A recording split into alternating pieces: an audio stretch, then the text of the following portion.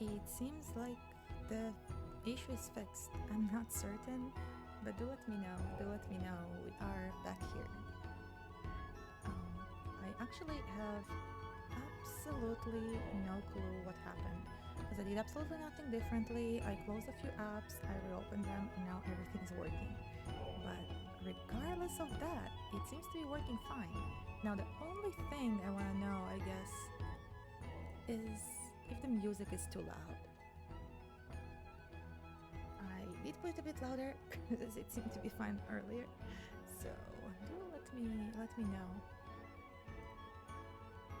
The background music is still a bit loud compared to you. Yep, we will put it down even more. How about now?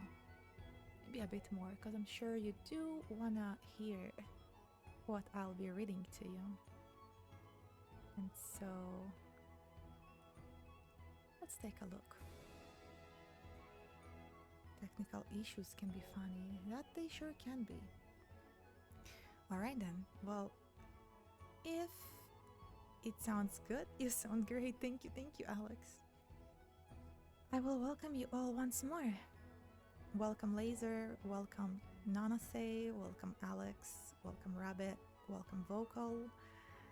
Всем привет. Could also use bumping your gain up a little more. You're still a tiny bit quiet. Yeah, I know. I'm usually quiet. I hope the gain won't ruin the quality. I bumped it up a bit. I can try bumping it a bit more. One day I'll get a setup that can make it better. Hopefully in all ways. Alright, Rabbit.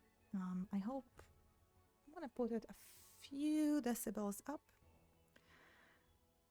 I'm sorry. I'm sorry for the inconvenience it just caused. I know that it didn't affect quality. Awesome. Okay, that means we can put the gain up a little bit more, even still. That's awesome. That's great to know. I hope it's gonna keep working. So once more, thank you so much for the gift, first of all. We're gonna get to play Splatoon eventually, and I am very excited about it. Give me a few moments. I'm trying to regain my senses. I will admit I got a little bit too upset over it not working because I've been looking forward for the stream for a while. It's been a long time since I've done a reading stream, which I always wanted to be quite a big part of my streams, I suppose, and it never managed to happen because of various issues, whether sound related or otherwise. I'm just happy it works. I just hope it can keep working, I suppose. Alright, so I guess I will start by telling you a little bit about the book we'll be reading. Welcome to the stream, Sayo. I hope you're having a good day. Thank you so much for following. Welcome to the forest. So today we will be reading a Finnish novel called The Year of the Hare. It's sort of classic literature, I suppose. Well, I think it's a book from 1975. Not too old, not too new. I expect there may be some words I will mispronounce, as I've only read it in Russian before. The names are also Finnish, and so I will definitely mispronounce those. If anybody knows how to pronounce them correctly, feel free. That's okay. I hope possibly, maybe we can help you fall asleep. I do hope we will achieve that. Alright, so yeah, we are back. Welcome back, Ed. It's good to see you. I don't know how long we're gonna be going for, since I know when I speak for too long, my throat has a tendency to get tired. But, you know, we'll work up our stamina and get there. Thank you so much, Rabbit, for subscribing. Thank you for the support. Very much appreciated. Alright, so, Chapter 1, The Hare. Two harassed men were driving down a lane. The setting sun was hurting their eyes through the dusty windshield. It was midsummer, but the landscape on the sandy byroad was slipping past their weary eyes unnoticed. The beauty of the Finnish evening was lost on them both. They were a journalist and a photographer, out on an assignment. Two dissatisfied, cynical men approaching middle age. The hopes of their youth had not been realized. Far from it. They were husbands, deceiving and deceived. Stomach ulcers were on the way for both of them, and many other worries filled their days. They'd just been arguing. Should they drive back to Helsinki or spend the night in Heinola? Now they weren't speaking. They drove through the lovely summer evening hunched, as self-absorbed as two mindless crustaceans, not even noticing how wretched their cantankerousness was. It was a stubborn, wearying drag of a journey. On the crest of a hillock, an immature hare was drying its lips in the middle of the road. Tipsy with summer, it perched on its hind legs, framed by the red sun. The photographer, who was driving, saw the little creature, but his dull brain reacted too slowly. A dusty city shoe slammed hard on the brake. Too late. The shocked animal leaped up in front of the car. There was a muffled thump as it hit the corner of the windshield and it hurtled off into the forest. "God, that was a hare," the journalist said. "Damn animal, good thing it didn't bust the windshield." The photographer pulled up and back to the spot. The journalist got out and ran into the forest. "Well, can you see anything?" the photographer called, listlessly. He had cranked down the window, but the engine was still running. "What?" shouted the journalist. The photographer lit a cigarette and drew on it with eyes closed. He revived when the cigarette burned his fingers. "Come on out! I can't hang around here forever because of some stupid hare." The journalist went distractedly through the thinly treed forest, came to a small clearing, hopped a ditch, and looked hard at a patch of dark green grass. He could see the young hare there in the grass. Its left hind leg was broken. The cracked chin hung pitifully. Too painful for the animal to run, though it saw a human being approaching. The journalist picked up the young hare and held it in its arms. It was terrified. He snapped off a piece of a twig and splintered its hind leg with strips from his handkerchief. The hare nestled its head between its little forepaws, ears trembling with the thumping of its heartbeat. Back on the road, there was an irritable revving, two impatient blasts on the horn, and a shout. "Come on out! We'll never make Helsinki if you hang around in this wilderness. Out of there, now!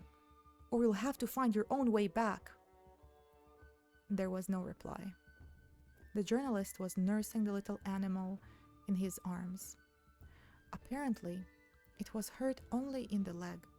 It was gradually calming down. The photographer got out. He looked furiously into the forest, but could not see a thing of his companion. He swore, lit another cigarette, and stamped back to the road. Still no sound from the forest. He stepped out his cigarette on the road and yelled, "Stay there then! Goodbye, nutcase!" He listened for another moment, but getting no reply, stormed into the car, revved up, engaged the clutch, and shut off. Gravel spat under the wheels. In a moment, the car was out of sight. The journalist sat on the edge of the ditch, holding the hare in his lap, like an old woman with her knitting on her knees, lost in thought. The sound of the car engine faded away. The sun set. The journalist put down the hare on the grass. For a moment, he was afraid it would try to escape. But it huddled in the grass, and when he picked it up again, it showed no sign of fear at all. "So, here we are," he said it to Hare. "Left." That was the situation. He was sitting alone in the forest, in his jacket on a summer evening. No disputing it. He'd been abandoned. What does one usually do in such a situation? Perhaps he should have responded to the photographer's shouts, he thought. Now, maybe he had to find a way back to the road, wait for the next car, hitch a ride, and think about getting to Heinola or Helsinki under his own steam. The idea was immensely unappealing. The journalist looked in his briefcase. There were a few banknotes, his press card, his health insurance card, a photograph of his wife, a few coins, a couple of condoms, a bunch of keys, an old May Day celebration badge, and also some pens, a notepad, a ring. The management had printed out the pad Carl Vanten, journalist. His health insurance card indicated that Carlo Vatanen had been born in 1942. Vatanen got to his feet, gazed at the sunset's last red mist through the trees, nodded to the Hare. He looked toward the road but made no move that way. He picked up the Hare off the grass, put it tenderly in the side pocket of his jacket, and left the clearing for the darkening forest. The photographer drove to Heinola, raging. There he filled up the tank and decided to check into the hotel the journalist had suggested. He claimed a double room, threw off his dusty clothes, and took a shower. Refreshed, he went down the hotel restaurant. Vatanen would certainly appear there soon, he thought. Then they could talk the whole thing through, sort it out.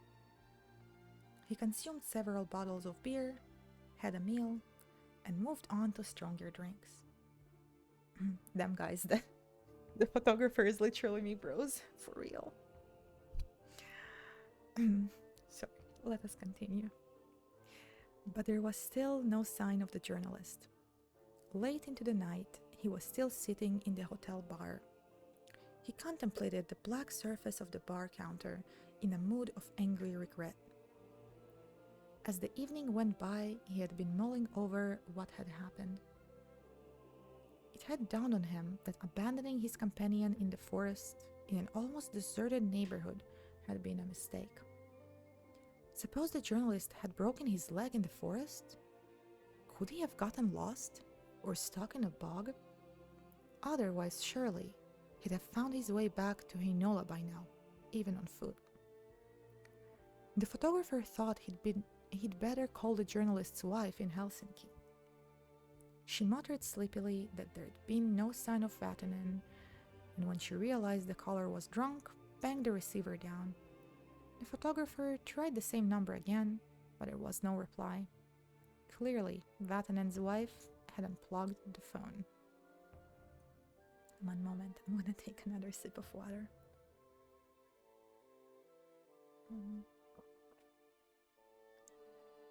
In the early hours, the photographer called for a taxi. He decided to go back to the site and see if Vatanen was still there. The taxi driver asked his drunken passenger where he wanted to go. "Just drive along this road, nowhere in particular. I'll tell you where to stop." The driver glanced back. They were heading out of town through the night forest and not going anywhere in particular, apparently. Furtively, the driver transferred a pistol from the glove compartment to the seat, between his legs. Uneasily, he studied his passenger. "Hello, Hare, welcome to the stream. I hope you're doing well tonight.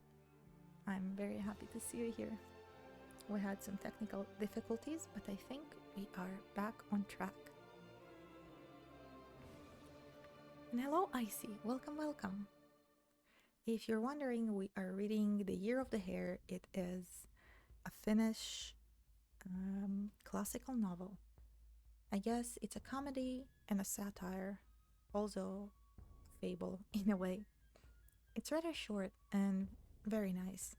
I enjoyed it a lot. Alright. I suppose we can continue.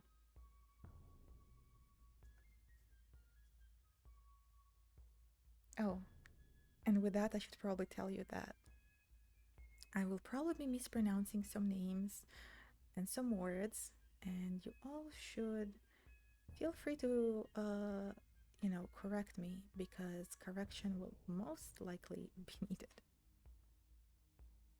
All right, let's go on.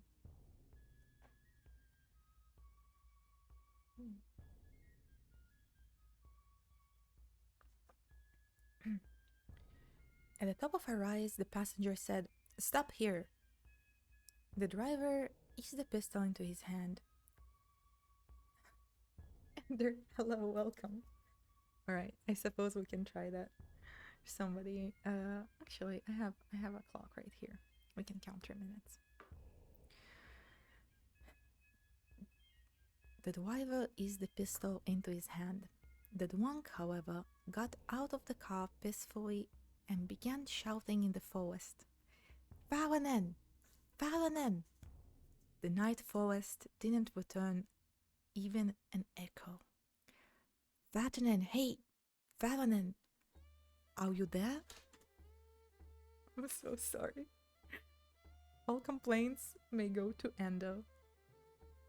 Should we pause an hour? Uh, Probably the weather, not gonna lie. So, part of the experience? Sure, if you want it to be part of the experience, we may continue just like this. It is up to you to decide after all. You are the audience, and so, yeah. He took off his shoes, rolled up his trousers up to his knees, and set off into the forest, barefoot. Soon he'd vanished into the darkness. He could be heard yelling for Varanen among the trees. "You get them all," the driver thought. After about half an hour in the dark forest, the passenger returned to the road and asked for a wag. He wiped his muddy shanks and put his shoes on his bare feet.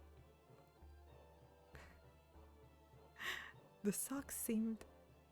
Alright. I suppose this will be the first and last uwu. No! Damn. You called me out. Oh, why? One moment. Let me grab my glasses. Maybe it will help us just a little bit. Where have I put them down?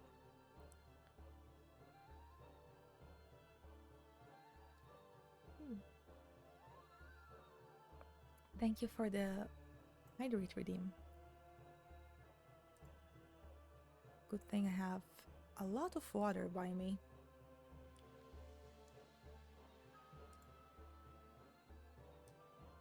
Like, I should legit record these readings on the side and sell them or something. Really? That good? Well, makes me wonder. I don't know how that works, but I think for now, I don't know if it's illegal since it's so old, but I could probably write my own stuff too. I think I can do that. I used to write before, but that's a story for another time. For now, it is time to find my glasses. Sub only. Ah, not a bad idea, I guess. Alright, let us grab some glasses. Smart cot. One smart cot incoming. Alright. Just a bit of a fix here. Alright, I suppose.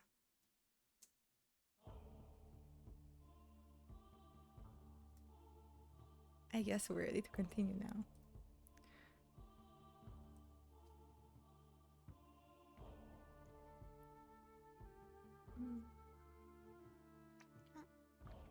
This book is from 1975. There are different translations of it, but I think it may be okay.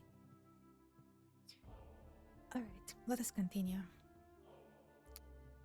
He took off his shoes, rolled his trousers up to his knees, and set off into the forest, barefoot. Oh wait, we already read through that. Alright. After about half an hour in the dark forest, the passenger returned to the road and asked for a rag.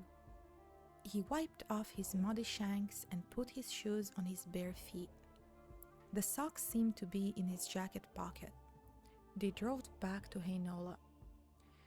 "You've lost this guy Vatanen, have you?"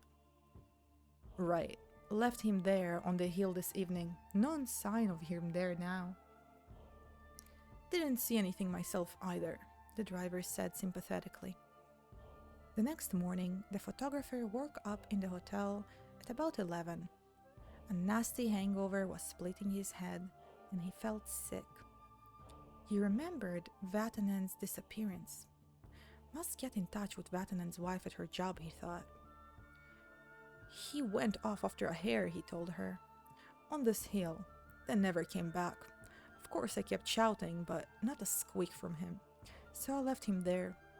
Probably he wanted to stay there." To this, the wife said, "Was he drunk?" "No." "So where is he then? The man can't just disappear like that." "He did just disappear like that. Hasn't turned up there yet, I suppose." "No, definitely not. God, that man'll drive me crazy. Let him figure this out on his own. The thing is, he's got to get back home right away. Tell him that." "How can I tell him anything? I don't even know where he is." "Well, ferret him out. Get him to call me at work right away. And tell him this is the last time he takes off this way. Listen, I've got a customer. I have to go. Tell him to call me. Bye." Legacy, hello, привет-привет, добро пожаловать на стрим. С добрым утром, наверное. Мы продолжим читать. Сегодня читаем, как называется на русском, по-моему.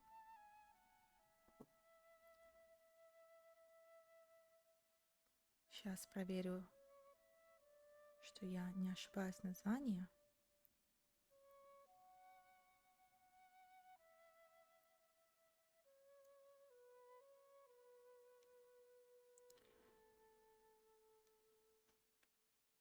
Капец, дико. Ой, это плохо. Надо идти в постель. Может, поможем тебе уснуть? Alright, let us go on. The photographer called into the magazine. "Yes, and one other thing. Vatanen's disappeared." "Oh? Where's he off to this time?" the editor asked. The photographer told him the story. "He'll turn up in his own good time, won't he? Anyway, this story of yours isn't so drastic we can't shelve it a day or two. We'll run it when he gets back." "But what if he has an accident?" The editor calmed him down. "Just get back here yourself. What do you suppose could have happened to him? And anyway, it's his business." "Should I tell the police?" "Tell his wife if you want. Does she know?" "She knows, but it sounds like she can't be bothered." "Well, it's not really our problem either." Хорошо, спасибо. Рада, что ты тут. Alright, chapter 2. The chapters are very short. The book itself is not very long. So, Chapter 2, Statement of Account. Early the next morning, Vatanen woke up to a birdsong in a sweet-smelling hayloft. The hare was lying in his armpit, apparently following the flitting of the swallows under the barn's rafters, perhaps still building their nest there, or maybe feeding chicks already, judging by their busy dipping into the barn and out again. The sun was gleaming through the gaps in the barn's warped old beams, and the piled-up hay was a warm bed. Lost in thought, Vatanen lolled in the hay for an hour or so before he got up and went out with the hare in his arms. There was an old meadow, full of wildflowers, and a brook murmuring beyond it. Vatanen put the hare down by the brook, stripped, and took a cold dip. A tight shoal of tiny fish, swimming upstream, took fright at the slightest movement, invariably forgetting their fear the next moment. Vatanen's thought turned his wife in Helsinki. He began to feel depressed. He didn't like his wife. There was something not very nice about her. She'd been unpleasant, or at any rate, totally focused on number one, older married life. His wife had the habit of buying hideous clothes, out of style and uncomfortable. She never wore them for very long because they soon lost their allure for her too. She'd certainly have discarded Vatanen's well if someone new were as easy to find as the clothes. Early in the marriage, his wife had single-mindedly set out to assemble a common domicile, a home. Their apartment had become an extravagant farrago of shallow and meretricious interior decoration tips from women's magazines. A pseudo-radicalism governed the design, with huge posters and clumsy modular furniture. It was difficult to inhabit the rooms without injury. All the items were at odds. The home was distinctly reminiscent of Vatanen's marriage. One spring, his wife became pregnant, but quickly procured an abortion. A crib would have disturbed the harmony of the furnishings. But the real explanation came to Vatanen's notice after the abortion. The baby wasn't Vatanen's. Jealous of a dead fetus? His wife spluttered when he brought up the subject. You can't be. Vatanen settled the young Hare at the edge of the brook so it could reach down for a drink. Its little hare lip began lapping up fresh water. It was astonishingly thirsty for such a small creature. When it had drunk, it began tucking into the leafage on the bank. Its hind leg obviously still painful. Maybe I should head back to Helsinki? Vatanen was wondering. What would they be saying in the office? But what an office, what a job! A weekly magazine everlastingly creating a stir about supposed abuses while craftily keeping mum on any fundamental ills of society. Nana, say, please, I don't think... Listen, not everything is about NTR, okay? Also, yeah, pretty sure that's how it works. I'm gonna take a drink of water.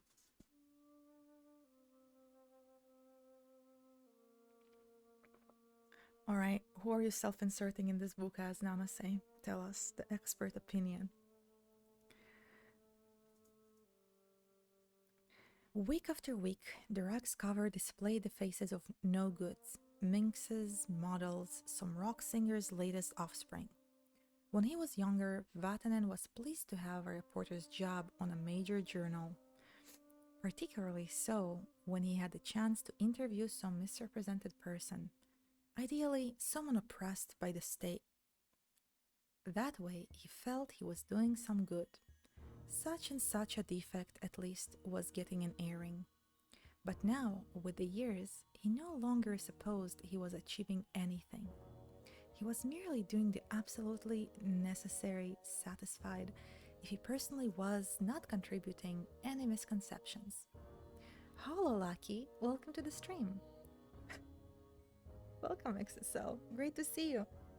I actually messed up yesterday.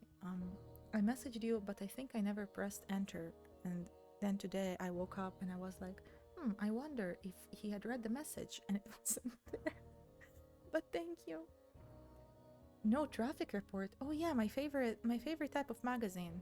Yeah, that sounds very, very very great. Sorry. No, move up a little bit. Anyway, I will fix it later, because that was absolutely my problem. All right. Thank you, Laser. At least one sane person in this whole lair.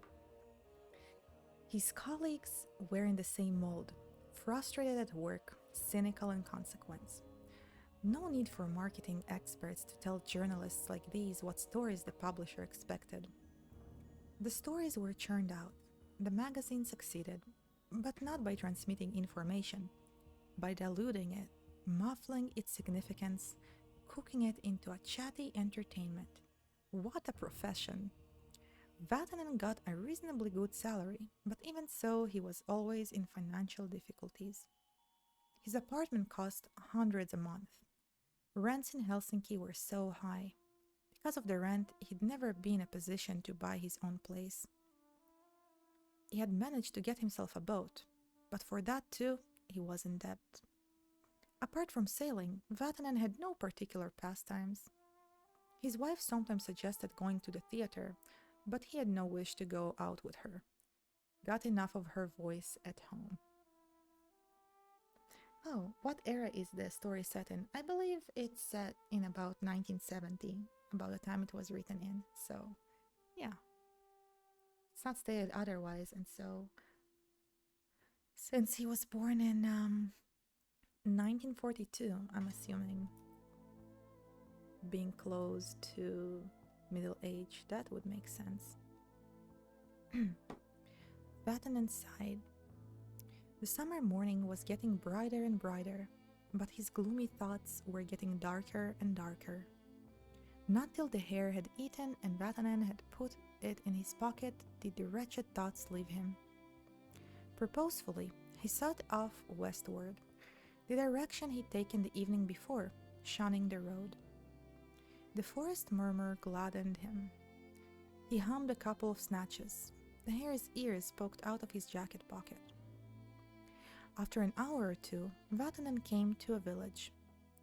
Walking alone the main street, he found a red kiosk. A girl was bustling around it, just about to open her little business, apparently. After an hour or two, I reread the same sentence. Go man. He went over the kiosk, said good morning, and sat down on the bench. The girl opened the shutters, went in the kiosk, slid aside a glass partition and said, "We're open now. Can I help you?" Vatanen bought some cigarettes and a bottle of lemonade. The girl studied him carefully and then said, "You're not a criminal, are you?" "No. Do I scare you?" "No, that's not it. It's just that you came out of the forest."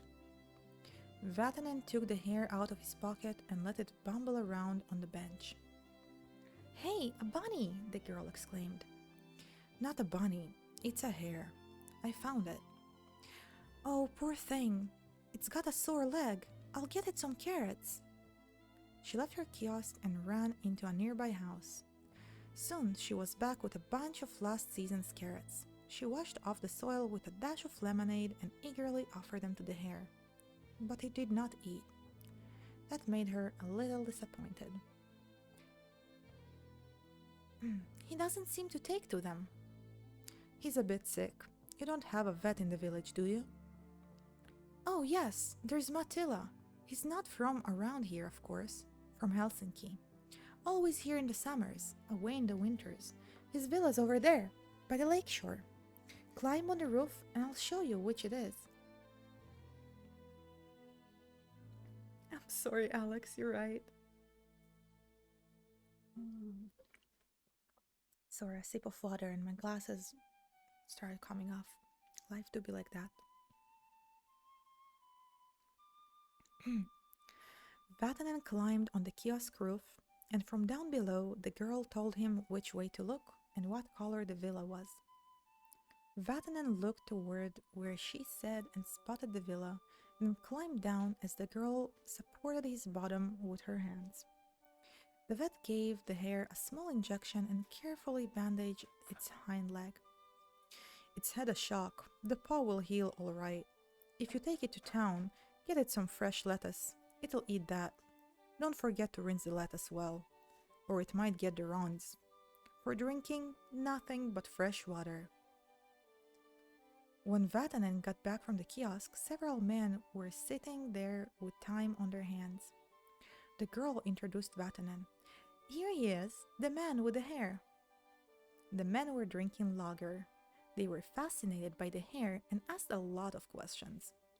They tried to reckon how old it might be. One of them related how, whenever he was going haymaking, he first went around the hayfield shouting so that any young hares hidden there would run away. Otherwise, the blades get him. One summer there were three. One had its ears cut off, another lost its back legs, another was cut in two. The summers I've chased them off first, not one got caught in the machine. Damn, that's dark. That's pretty dark. The village was so agreeable, Vatanen stayed on there several days, occupying an attic in one of the houses. End of chapter 2. Free legs. Maybe this hare could use it.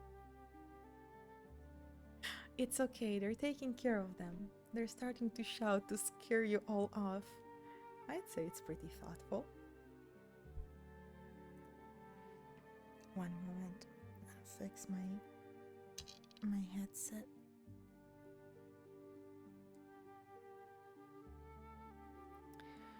Chapter 3. Arrangements. Vatanen took the bus bound for Heinola. Even in an agreeable village, one can't hang around doing nothing forever. He sat on the rear seat of the bus with a hare in a basket. Several countrymen were sitting at the back so they could smoke. When they spotted the hare, they started building a conversation around it. There were, it was soon established, more young hares than usual this summer. They tried to guess, was it a doe or a buck? Did he intend to slaughter and eat the hare when it was fully grown? No, he had no such intention, he said. That led to a consensus. No one would kill his own dog, and it was sometimes easier to get attached to an animal than to a person. Is that why you guys are all here? Vatanen took a room in a hotel, washed, and went downstairs to eat. It was midday. The restaurant completely deserted. Vatanen sat the hare on the chair next to him. The head waiter observed it, menu in hand. Strictly speaking, animals are not permitted in the restaurant. It's not dangerous. Vatanen ordered lunch for himself and for the hare fresh lettuce, grated carrot, and pure water. The head waiter gave a long look when Vatanen put the hare on the table to eat the lettuce out of the dish, but he didn't go so far as to forbid it. Lyka's favorite is chickens. Do cats count as farm animals? I guess you do have barn cats. That sort of counts, I think. I got myself some tea here, so let me take a little sip. Just some green tea with honey. After the meal, Vatanen called his wife from the hall telephone. So it's you, is it? She cried in a fury. Where on earth are you? Get back here at once. I've been thinking I may not come back at all. Oh, that's what you've been thinking, is it? You've gone completely crazy. Now you have to come home. This lark get you fired too, that's for certain. And besides, Antero and Kertu are coming over tonight. What am I going to say to them? Say I've skedaddled, then at least you won't have to lie. How can I tell them something like that? What will they think? If you're looking for a divorce, it won't work, I can tell you. I'm not letting you off that way when you've ruined my life. 8 years down the drain because of you. I was insane to marry you. She began to cry. Cry quicker or the call get too expensive. If you don't come back here at once, I'll get the police. That'll teach you to stay at home. It's hardly a case for the police. Believe me, I'll phone up Auntie Ronan straight away. That'll show you I've got company. Vatanen hung up. Then he called his friend Irjo. Listen, Weirjo.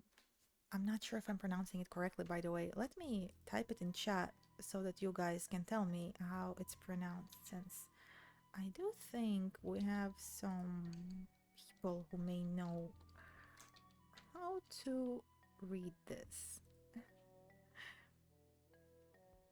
Listen, Yurjo, I'm willing to sell you the boat. They're Finnish. Please understand. You don't mean it. Where are you calling from? I'm in the country, Heinola. I'm not planning to come back to Helsinki for the moment, and I need some cash. Do you still want it? Yurio. Alright, thank you, Laser. Definitely. How much? 7 grand, was it? Okay, let's say that. You can get the keys from the office. Bottom left hand drawer of my desk. 2 keys on a blue plastic ring. Ask Lena. You know her. She can give them to you. I said so. Do you have the money? Yes, I do. Are you including the mooring? Yeah, that's included. Do it this way. Go straight to my bank and pay off the rest of my loan. Vatanen gave him his account number. Then go to my wife. Give her 2,500. Then send the remaining 3,200 express to the bank in Heinola. Same bank. Is that alright? And your charts come with the deal as well? They do. They're at home. You can get them from my wife. Listen, don't land that boat on a rock. Take it easy for starters, and you won't get into trouble. Tell me, how you have the heart to sell it? Have you lost your nerve? You could say that. The following day, Vatanen was off to Enola Bank, carrying his hair. His step was light, his manner carefree, as might be expected. Much has been said about the sixth sense, and the closer he got to the bank, the more distinctly he began to feel that matters weren't quite as they should be. He was already on his guard when he got to the bank, though he had no idea what was awaiting him. He supposed that even a few days of freedom had sharpened his senses, an amusing thought that made him smile as he entered the bank. His intuition had been right. In the lobby, back to the door, sat his wife. His heart leaped. Anger and fear flooded his body. Even the hair jumped. He dashed out again and ran down the street as fast as his legs would carry him. Oncomers stopped in astonishment to see a man bolting out of a bank with a basket and 2 small hare's ears poking out of it. He tore to the end of the block, dug down a side street, found little tavern door, and slipped straight into the restaurant. He was out of breath. If I'm not mistaken, sir, you're Mr. Vatanen, the head waiter said, looking at the hare as if he recognized it. You were expected. At the other end of the restaurant sat the photographer and the chief editor. They were drinking beer together and hadn't noticed Vatanen. The head waiter explained that gentleman had asked him to direct a person looking like Mr. Vatanen to their table, and that he might have a hare with him. Again, Vatanen had been trapped. He slipped out, sneaked back to his hotel, and tried to think. What had gone wrong with his arrangements? Of course, goddamned Yuryo was behind it. He phoned Yuryo. The nitwit had told Vatanen's wife where he was sending the remainder of his money. The rest could be imagined. His wife had ganged up with the office and they'd come to Heinola to grab him. She was sitting in the bank waiting for him to collect his cash. The money had been sent to the bank, but how could he get a hold of it without a scene? This needed thinking through. He hit on what to do. He phoned down the receptionist and asked her to make out his bill, but added that 3 people would soon be coming to meet him in his room. A woman and 2 men. Then he wrote a few words on a sheet of the hotel stationery and left the note on the table. This done, he looked up the number of the restaurant where he'd just been dancing like a cat on hot bricks, grabbed the telephone and called. The head waiter replied, "This is Vatanen. Could you get me one or the other of the 2 men who were expecting me?" "Is that Vatanen?" came a voice shortly. It was the editor. Speaking. "Morning." "You've had it. Guess what? Your old woman's sitting in the bank and we're right here. Get over here fast, and then we can all get back to Helsinki. Enough of this. Listen, I can't get there this minute. Come here, all three of you, to my hotel room. It's number 312. I've got to make these 2 long-distance calls, pick up my wife from the bank, and we'll sort the whole thing out together, the four of us. Right, okay, we'll be there. Stay where you are, though. I like how he's solving his relationships with his coworker, his boss, and his wife all together. Of course, bye. This said, Vatanen rushed out the elevator with the Hare and paid the receptionist for the room and his calls. He told her, though, that he'd like her to let in 3 people who were coming to meet him. Still on the run, he slipped out into the streets. Hello, Minokalo. Welcome to the stream. Lyka, I have a small request. Is it okay if we pretend that airplanes in the night sky like shooting stars? Because I could really use a wish right now. Come on, really? What's your wish? Not sure I can help you with it, but I can try.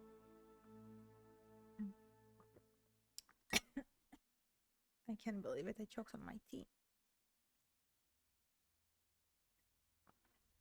You know these moments when you choke on your drink and then you drink more to unchoke yourself? Love to see it.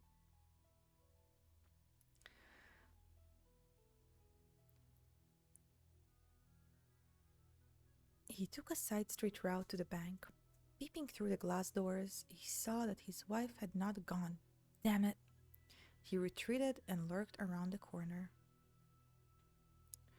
Soon 2 men emerged from a tavern nearby, the editor and the photographer. They entered the bank. Shortly, they appeared again, accompanied by Vatanen's wife. All 3 set off in the direction of the hotel. Vatanen could hear his wife. I told you this was the only way we'd get him, didn't I? When the 3 were out of sight, Vatanen went quietly into the bank, approached the cashier, and produced his identification. Looking at his name on the card, the cashier said, Your wife was here a minute ago, looking for you. She's just left. Yes, I know. I'll catch up with her in a moment. There had been quite a hefty express charge on Vatanen's money, but he'd been left with the equivalent of just over $3,000. He signed for it and collected the notes, quite a bit to count. The Hare crouched on the glass-plated counter. The women of the bank had all dropped what they were doing and gathered around to admire the handsome creature. They were eager to stroke it. But please don't touch the hind paw. It's broken, Vatanen warned gently. Oh, it's adorable, they said. The bank was filled with a heartwarming atmosphere of joy. When he finally managed to get away, Vatanen hastened to the taxi stand, climbed into a big black limo, and said, Michele, please, and as fast as you can. In Vatanen's hotel room, a vehement discussion was in progress. Over the hotel, Vatanen had left on the table.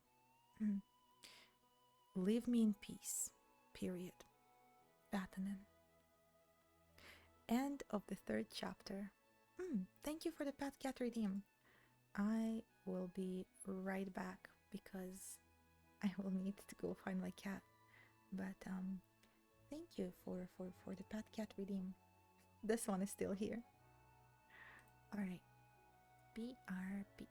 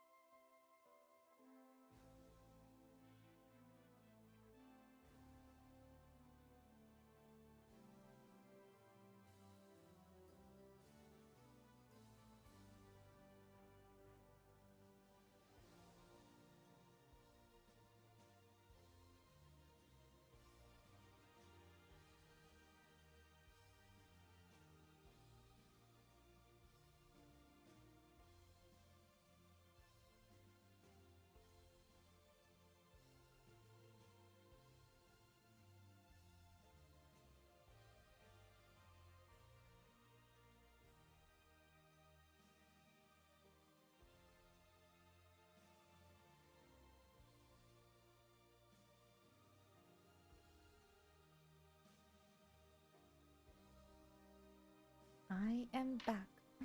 Thank you for the redeem. Let us continue on to chapter. Nice! Zagli, welcome to the stream. Great to see you. Good morning. Maybe you can actually help us.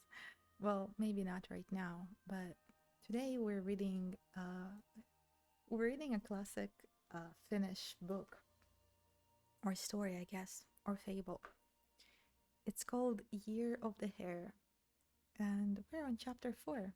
I hope you had a good night's rest, and I hope we'll help you have a nice morning. All right, well, let us continue. Chapter 4. Grasses. Привет, Sani! Добро пожаловать! Michele in sunshine, total liberty. Vatanen was sitting on a bench in a central park. The hare was nosing about in the grass for something to eat. On their way from the bus station, 4 gypsy women dressed in bright, multicolored skirts stopped to have a look at the hare and chat with Vatanen. They were in high spirits and wanted to buy the hare. Give me a moment here, guys.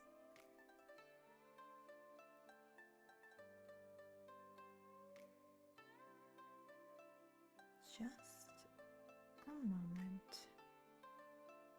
Мы читаем роман «Год зайца». Это из Финляндии.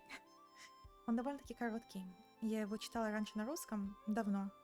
И вот решила перечитать всем зрителям на английском. С добрым утром! Alright, let us go on.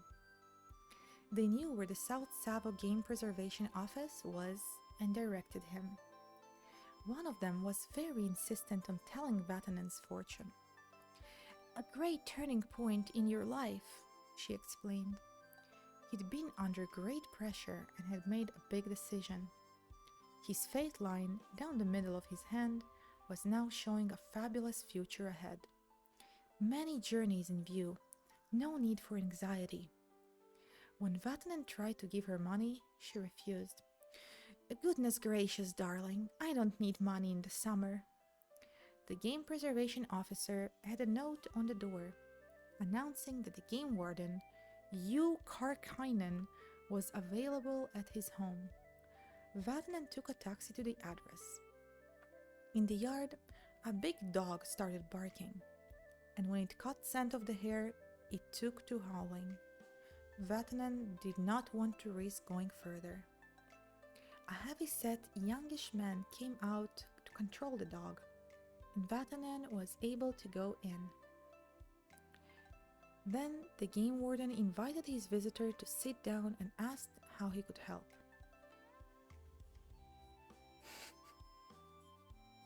I suppose I will spell out the name as well. Maybe you can help me out. I told you I will be messing it up. I want to start giving them random names, guys, I swear. I'm gonna start giving them Russian names. The man asked how he could help. I want to know the kind of things an animal of this sort eats. Vatanen began, and he pulled the hare out of the basket and onto the table between them. Thank you, Omni. Glad you're liking it. A vet in Heinola said lettuce, but it's not always convenient, and the creature doesn't seem to go for grass. Karkainen looked at the young hare with expert interest. A buck, hardly even a month old, I'd say. Is this a pet or what? That's strictly forbidden, you know, by the game protection laws. Yes, but it would have died, you see, no question. Its leg was broken. So I say, but would better make it legal. I'll write you an official permit. Then you can hold on to it as a fostered pet. He began to type a few lines on a sheet of paper. He added an official stamp and signed his name at the bottom. It read, quote, "Permit to retain a wild animal." It is herewith certified that Carlo Vatanen, the possessor of this permit, is officially authorized to take care of and rear a wild forest hare, on the grounds that the permit holder took charges of the young hare when injured in its left hind leg and consequently at risk of death.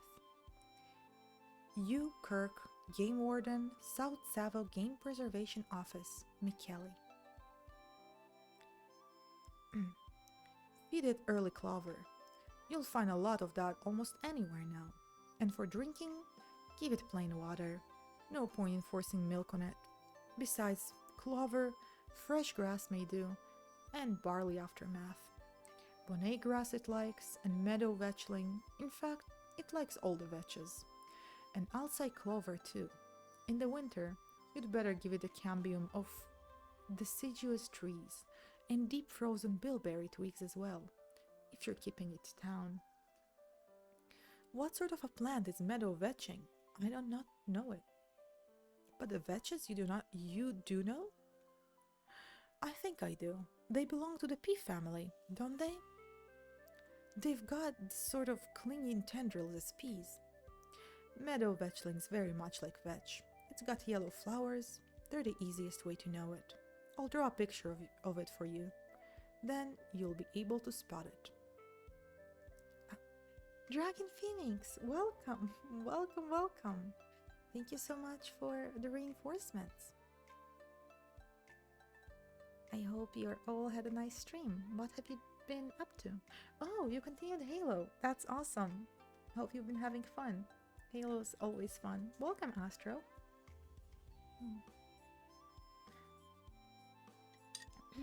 Tonight we're reading a finished novel that is called The Year of the Hare. We're now on chapter 4. It's pretty comfy. Alright, let us continue.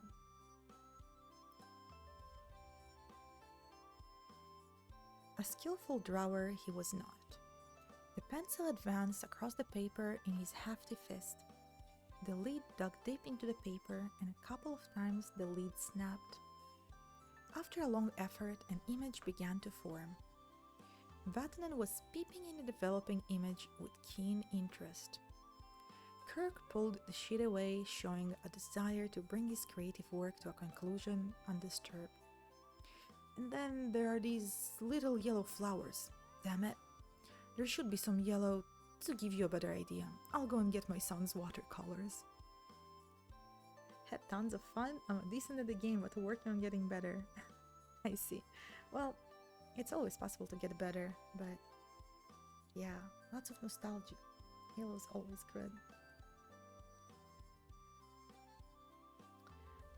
Kirk fetched some water and began coloring a thick-set picture of a plant.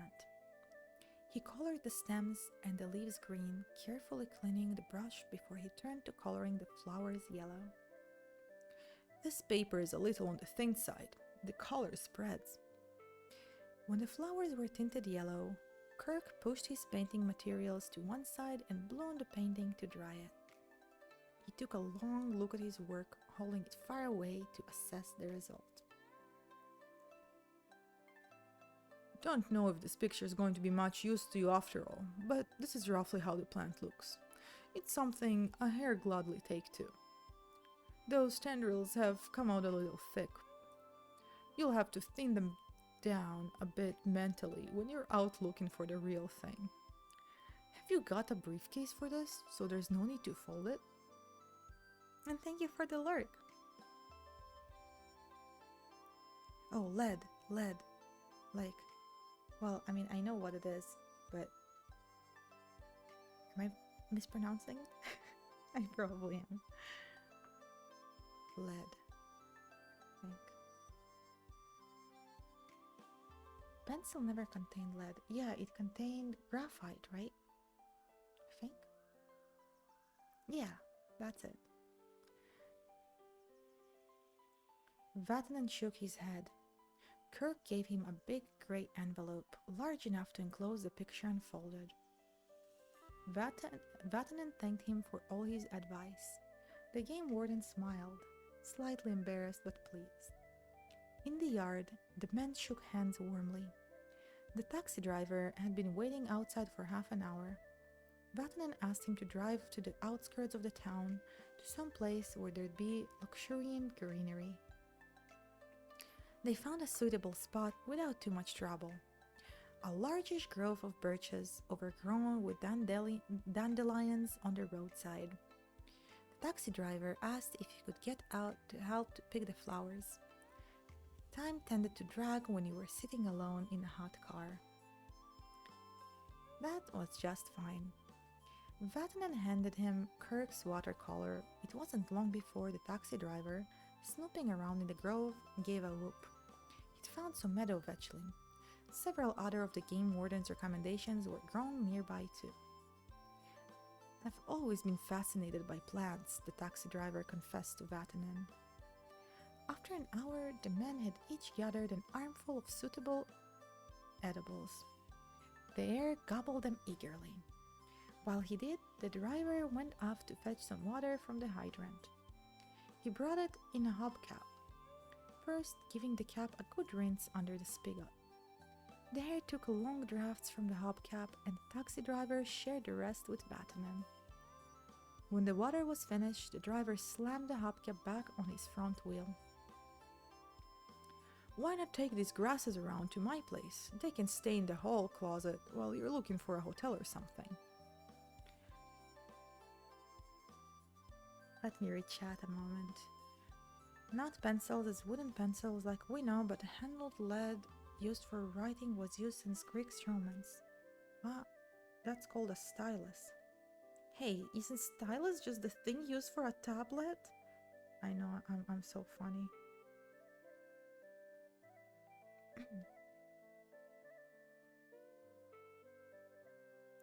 But I have no clue what you guys are talking about, so I guess I will not pretend that I do.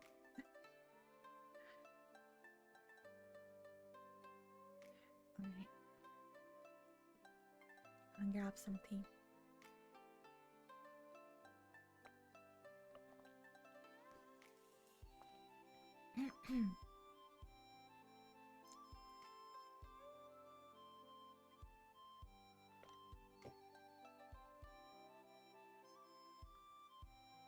Back in town, they drove to the driver's apartment complex and into the yard. They gathered up their armfuls of plants and took the elevator to the 4th floor. The door of the apartment was opened by a different woman who looked a little astonished to see her husband and another man standing there with armful of sweet-smelling plants. Helvi, these plants belong to my passenger. We're going to put them in the closet till he needs them. Lord help us, she groaned.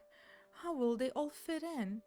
But she stopped when she saw the look of annoyance on her husband's face. Vatanen paid the fare. Before leaving, he thanked the driver yet again. Just give me a call, the man said, and I'll bring over the grass. That's pretty comfy. Am I really ugly?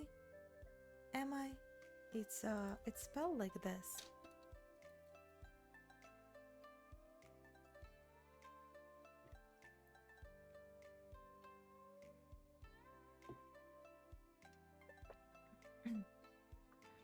Alright, Chapter 5, Arrest.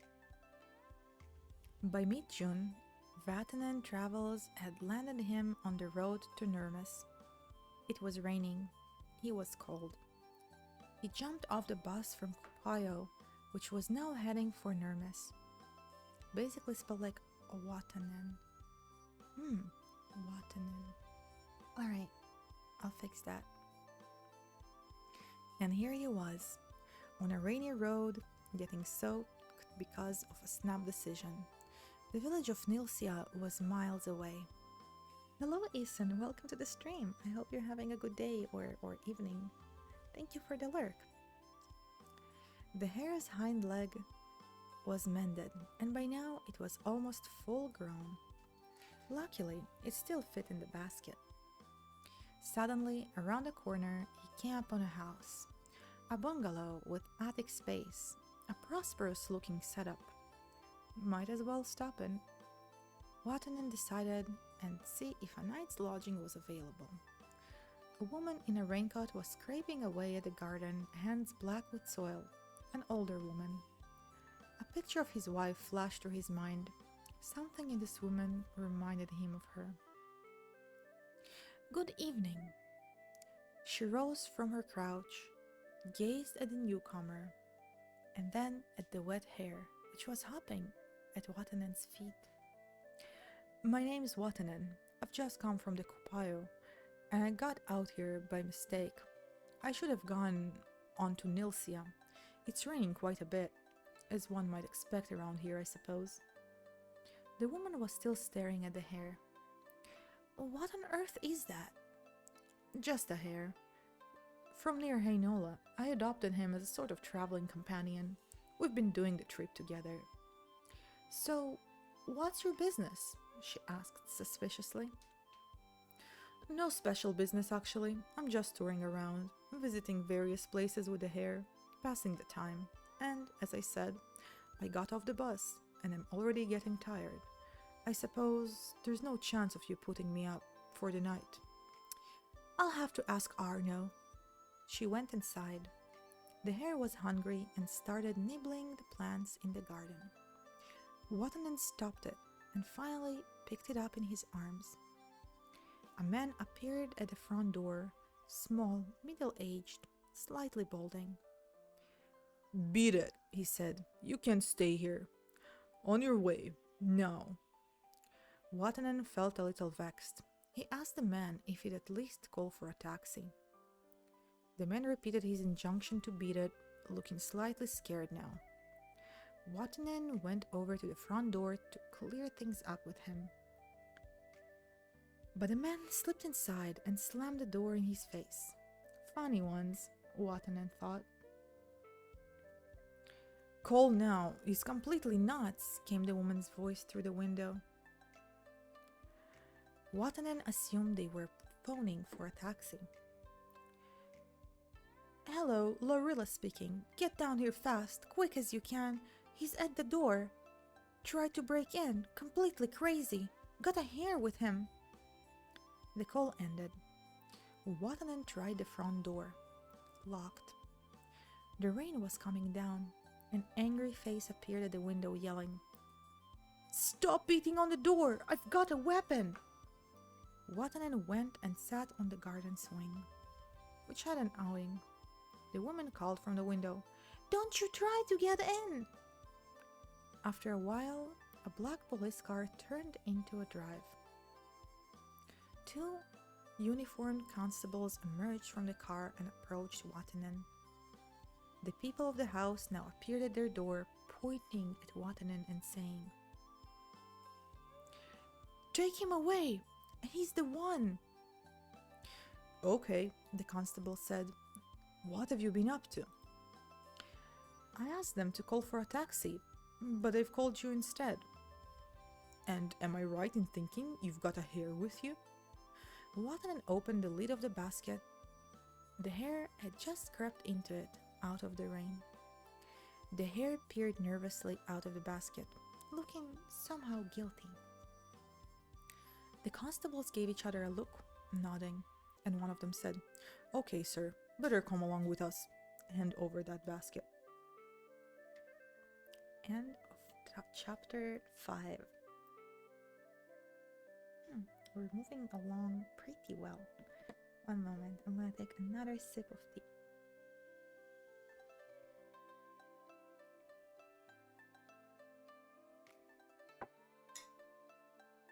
Chapter 6. What? Oh no! What happened? Are you gonna read the whole thing tonight? What is happening? This is not right. Ah, we're back. I probably won't. I don't want to strain my throat too much. I want to keep streaming the whole week, but we will definitely continue. I'm assuming we're gonna end it. I'm gonna finish it eventually. Actually, you know what? Give me a moment. Let me see how many chapters we got. So we are in chapter 6. And so there are 24 chapters. They're all rather short. Very short.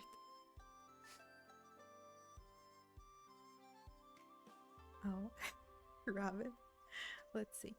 Mm, so I say we can read like. Mm,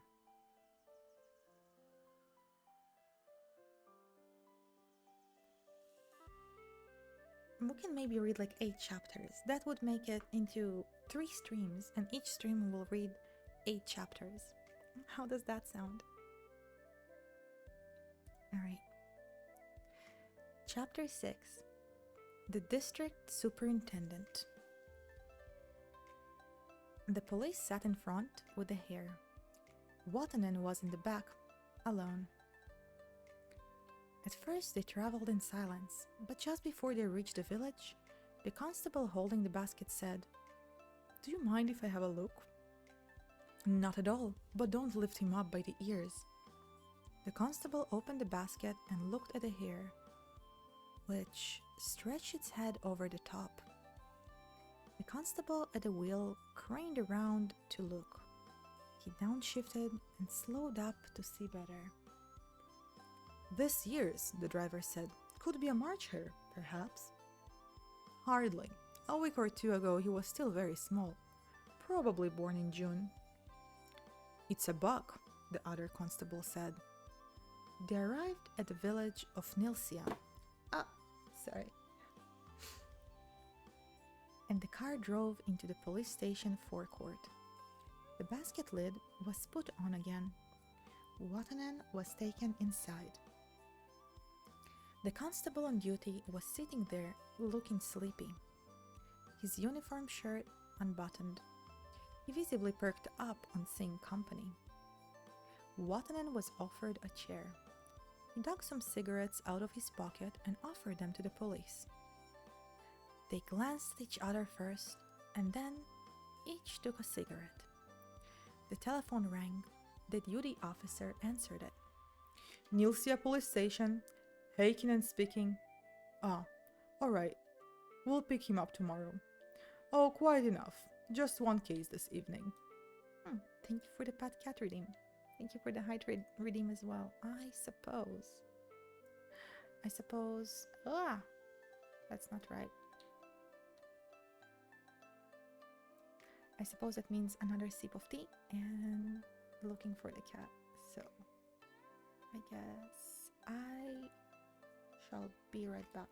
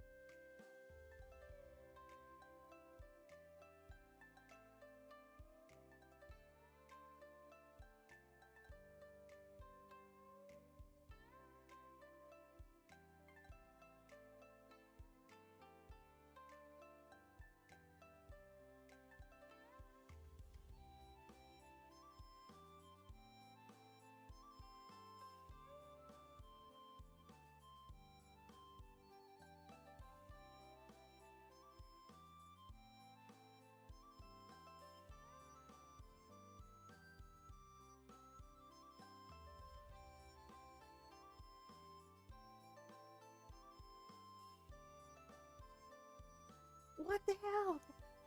I'm back, I'm back. I'm sorry, I don't know what happened to my camera, but thank you so much. Thank you so much, Zugly. Thank you for the cheer. This is awesome. Lyka, personal space. I'm sorry. Well, you know, you are aware I'm a cat, right? I don't have great great concepts of that, do I? No, not the Godzilla. Thank you again, Zagli. Thank you so much. Comfy morning stream. I like this. That's awesome. Well, we're gonna start doing this every week, I think. If this goes well. Remove was taken. Welcome to the forest. Thank you for the follow. I am glad you guys are enjoying it.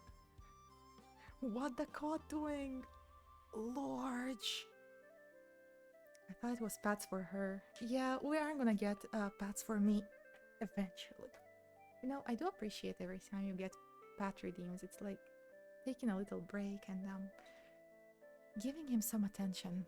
But I bet every time he looks at me and like he's like sleepy, unless he's next to me, just looks up and goes like, what's going on? Imagine it's like, oh yeah, some weirdos on the internet told me to pat you again for entertainment. Alright, let us continue. The duty officer regarded Watanen as if estimating what sort of case this was. We had a call about him, Lorilla, it was. Evidently attempted breaking and entering. Seems decent though. Just brought in. Bye now. He hung up. Social welfare officer will have to go and pick up Heinen tomorrow. Otherwise, he won't move apparently. The duty officer gave Watanen an interrogative look.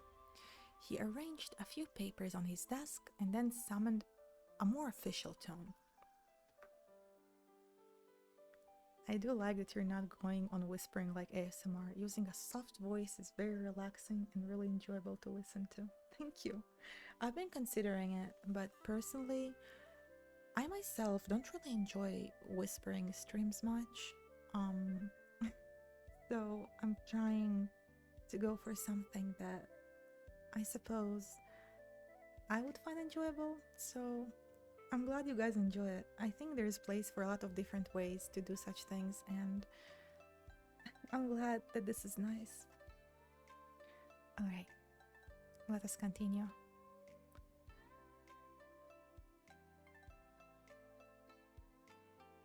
Sorry, I'm trying to find where I picked it up.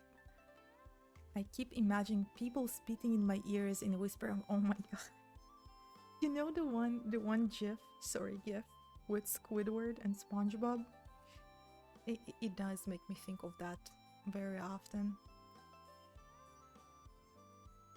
Lyka is always quiet. I'm sorry. I can try. Yeah, listen, one day we'll fix it. We're gonna get a better setup one day. And you know what? Today we at least fixed the crackling, but maybe next time I'll try to figure out how to make it louder. You know, since you said there was no quality loss, let me try to put up the gain just a little bit. Let me know how this sounds.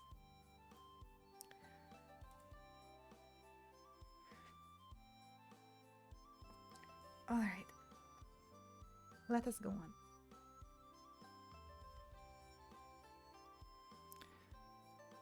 Yes, this business. May I see your papers? Watanen gave him his wallet.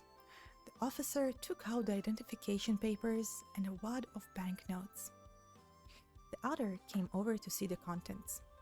The duty officer studied the identification paper and then began counting the money. It took quite a while. The duty officer's level voice echoed in the room as he went on with his work. It was like tallying the final result of a presidential election. He whistled. $2,708. There was a silence. Then Watanen explained. I sold my boat. You don't happen to have the receipt with you? Watanen had to admit he did not. Never had a wad like that in my wallet in all my life. One of the arresting constables said. Me neither, said the other, darkly. Are you the Watanen who writes for them weeklies? The duty officer asked. Watanen nodded. So what's your business in these parts then? Some writing job, is it? Seeing you've got that Hare with you. No, Watanen said. He wasn't on an assignment. Where, he asked, could we spend the night? He was getting more than a bit tired. It is kind of funny though. Yet he hasn't even got a car. Where is he from? Is he really Watanen, in fact? Yes, don't go yet. Have to think. Wait, what? Did I just skip? I think I skipped a page. Never mind. Yeah, I did skip a page. Sorry, guys. This reading app is a bit wonky. We've got this charge against you, though. Dr. Laurila's. He's the local doctor. He's told us to detain you. That all I have to go on. Watanen said he did not see how some Laurila could simply take it on himself to have whomever he liked detained. Anyway, it's our duty to make some inquiries. Seeing you've got all that cash on your person, and what's the meaning of this Hare? The local doctor claims you attempted to break in, coerced him to call for a taxi, and threateningly demanded overnight accommodations. Quite enough there to keep you in custody, though not implying any very big issue, of course. If only you'd say what your business here is. Watanen explained that he had left his home and his job. He was in fact on strike. He hadn't yet managed to decide what he would do next. In the meantime, he was having a look around this part of the country.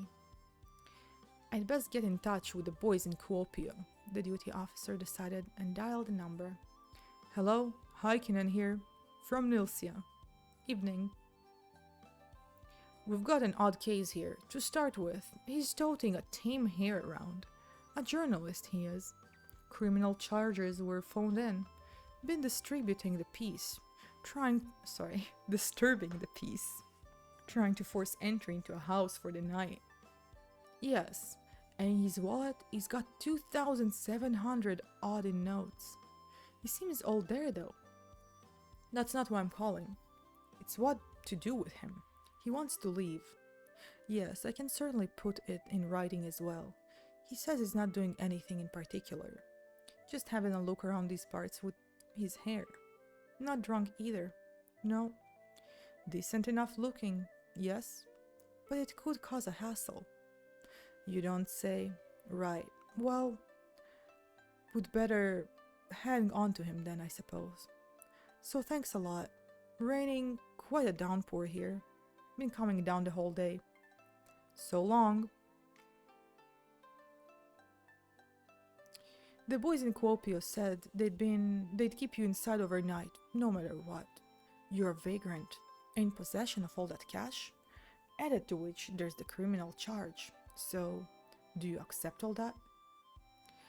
Can't you call the district superintendent? Surely you're not under the authority of Kuopio.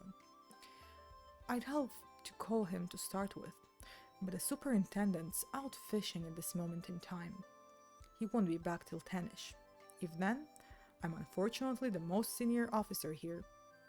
Kuopio advised not turning you loose under any circumstances. Anyway, where would you go now, on a wet night like this? I want copium. This is copium, or I hope at least it serves a similar purpose. Wait, I'm gonna sip some more tea.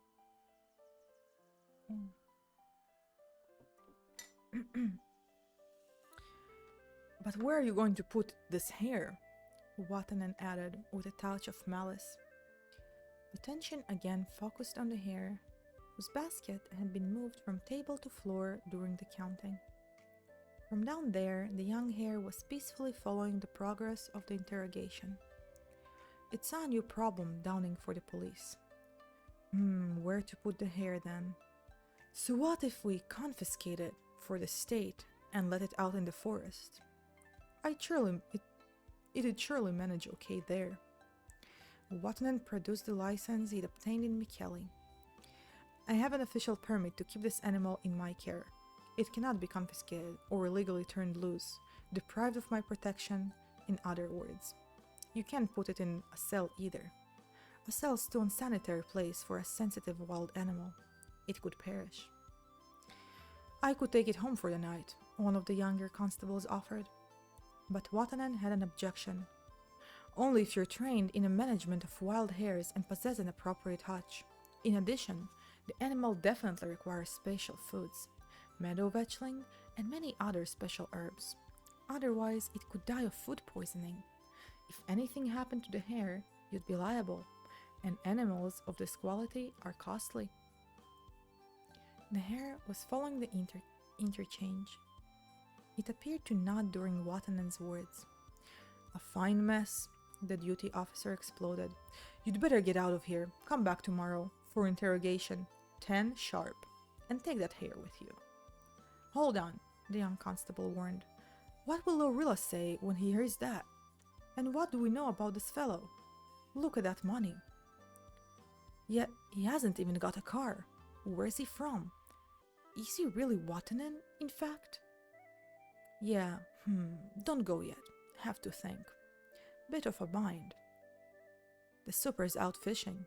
Anyone got a cig? Watanen offered more cigarettes. Again they smoked. Nothing was said for quite a while. Finally, the younger constable said to Watanen, Don't get us wrong. We've got nothing against you personally. You know, nothing at all. But we have our regulations. For ourselves too. Us, police. Without that hare, for example, everything'd be much simpler. Look at it from our point of view.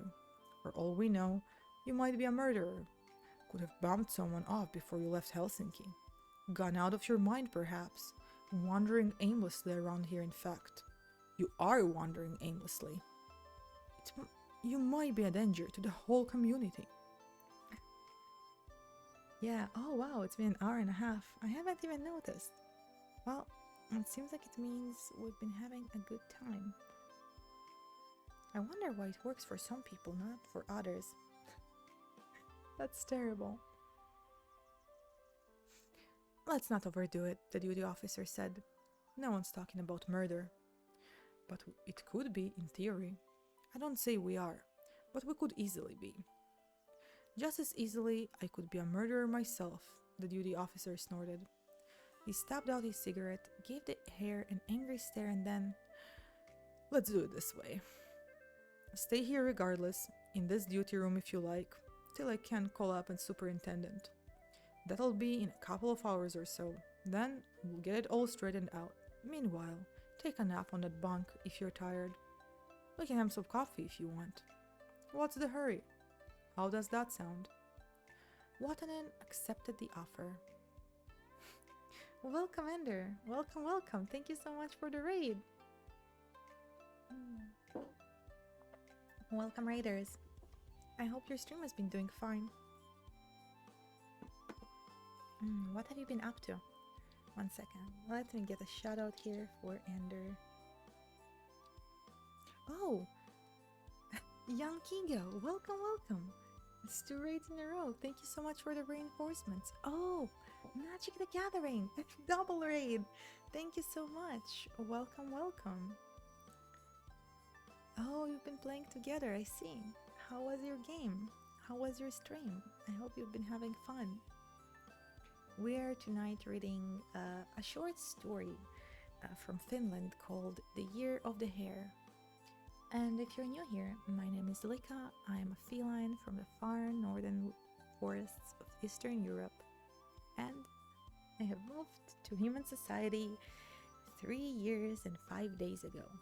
I'm still trying to figure it out. It's difficult for after you live in a forest for so long. I hope you sit down, lean back and enjoy. Alright, well, let us go on.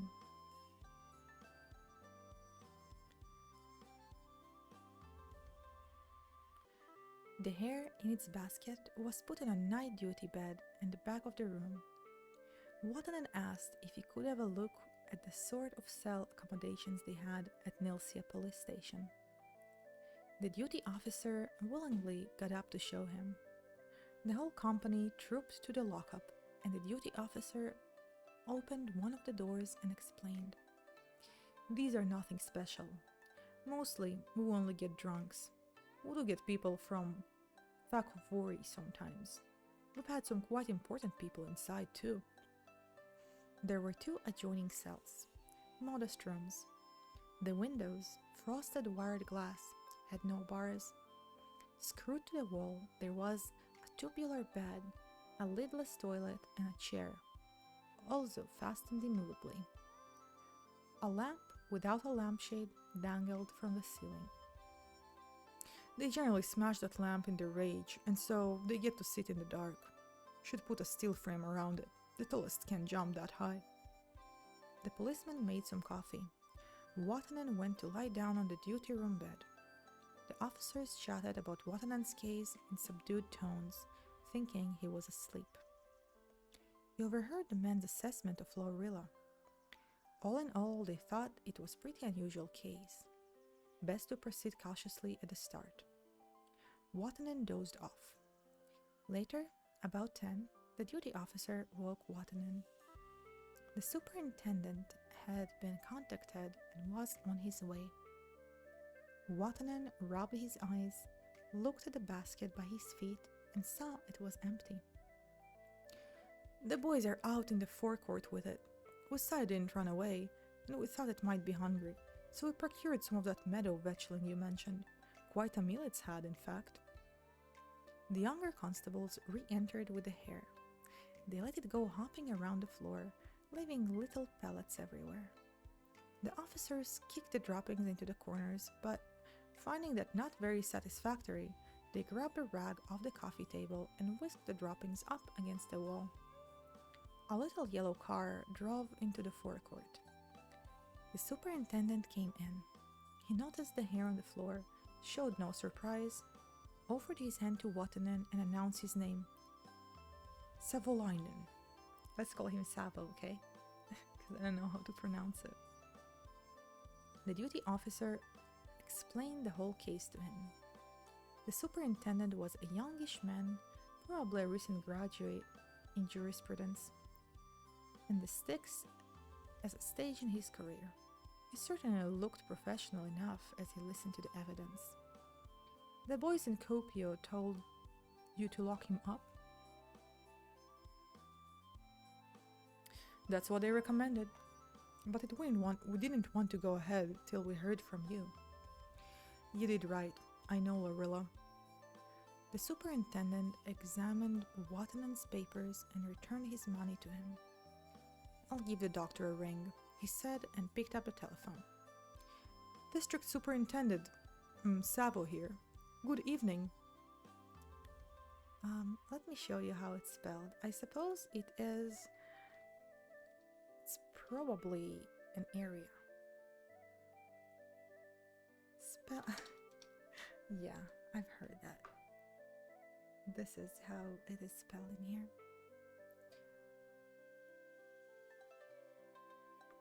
"Good evening. You have, I understand, brought criminal charges against a certain person." "Yeah, I see. However, the situation is this. Your report has no foundation. This is the conclusion we've arrived in the course of our investigation. It's important that you come here at once to clear the matter up. Tomorrow won't do. Not at all. This will be a very difficult situation for us unless somehow or other you can clear up the matter. If the person concerned presses charges, I don't know what I, as a police officer, can do about it. In any case, the person has been held here on your responsibility and could press charges of false accusation against you. He's been compelled to endure a considerable time here at the police station. When you arrive, you won't find me here, but you can explain yourself to the duty officer, who will be responsible for interrogating you. Goodbye." The superintendent grinned. To Haken he said, "Sound out Lorilla, question him about this and that, force him to think up suitable answers. Ask whatever you like. You could even take his fingerprints. When you're finished, tell him he can go. Say that neither the public prosecutor nor I will pursue charges unless the person concerned considers it appropriate. Well, you know the form. Yes, and Watanen, where are you going for the night? I'm off back to the lake till morning. I put some nets out. Why not come along with me for the night? You can bring that Hare of yours. It's a little log cabin by the lake. Just a fishing sauna. The Hare can run wild there, and you can sleep in peace. The constables, accompanied by Watanen, the superintendent, and the Hare, to the station forecourt. The duty officer said to the superintendent, "Right from the start, sir, I saw this Mr. Watanen was a respectable person." The next two chapters even are quite long. So I actually think we'll be stopping here for tonight because I'm starting to feel it in my throat. I guess I still need to work up my endurance. Actually, is the name of it Jackinson Vosi? Maybe? Let me check. Let me check how it's spelled originally.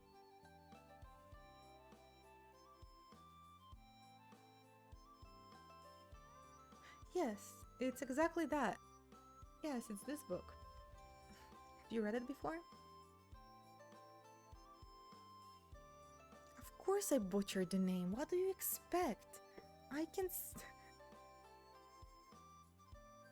talking reps. Oh no.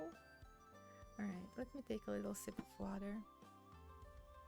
I suppose we could do maybe one more chapter. Maybe one more chapter just to make sure we go for how long? 2 hours? We're still short of 2 hours. How am I supposed to learn that? I'll need some help if you want me to learn that. It was never meant to be pronounced. Change my mind. Correct. But maybe you can tell me how to pronounce it correctly since I'm curious anyway. Well, sorry, I was taking a sip of water. Alright. Let us go back to chapter 7. Chapter 7. The President. I am not reading this. I am not reading this. Mikoyan is what it says, Alex. This is not actually a word, but I'm assuming it's a name or something. It's read Mikoyan. Yeah.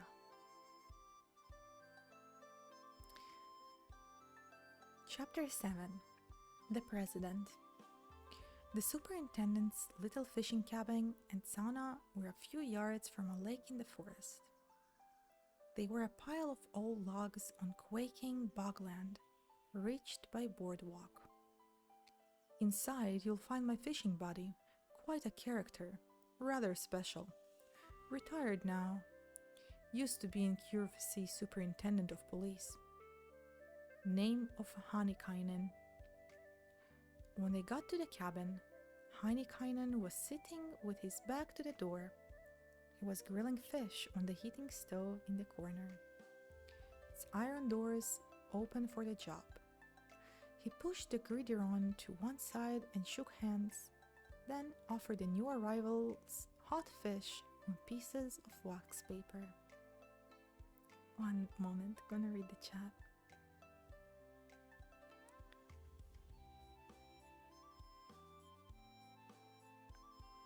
Alright, a bunch of weird stuff. I am not gonna try to understand or butcher more words. Maybe I'll just start learning it instead.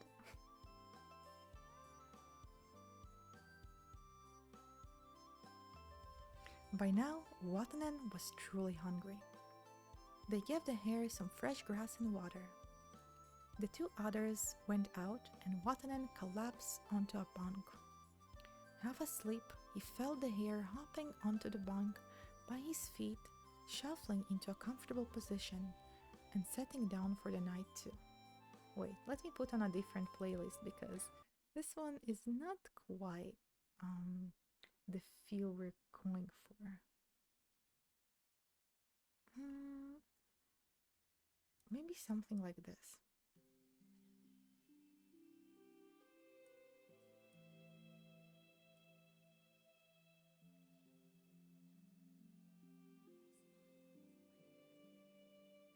All right. Sleepily, in the early hours, Watanen heard the men returning from the lake and chatting outside in low tones before turning in. The superintendent went into the sauna to bunk down on the boards. Honeykainen stretched out on a bunk in the cabin. The hare raised its head but soon went back to sleep. In the morning, Watanen woke fresh and alert. It was 8 o'clock. Honeykainen's bunk was empty. The fishermen had probably just risen and were starting a fire outside. A coffee pot dangled from the bar above the fire, and Honeykainen shook some butter pretzels out of a plastic bag.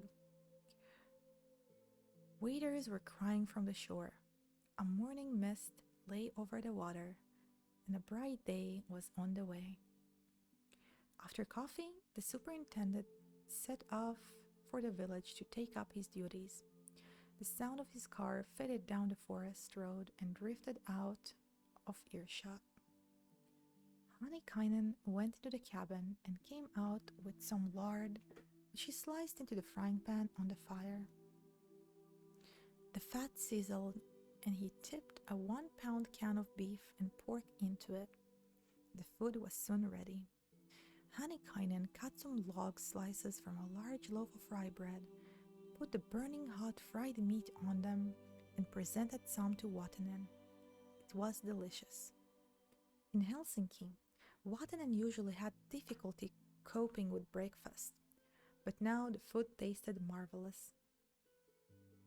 Honeykainen lent Watanen the superintendent's fishing gear, rubber boots, and a fishing smock. Watanen's own shoes and suit were left hanging on a nail in the cabin. Probably they are there to this day.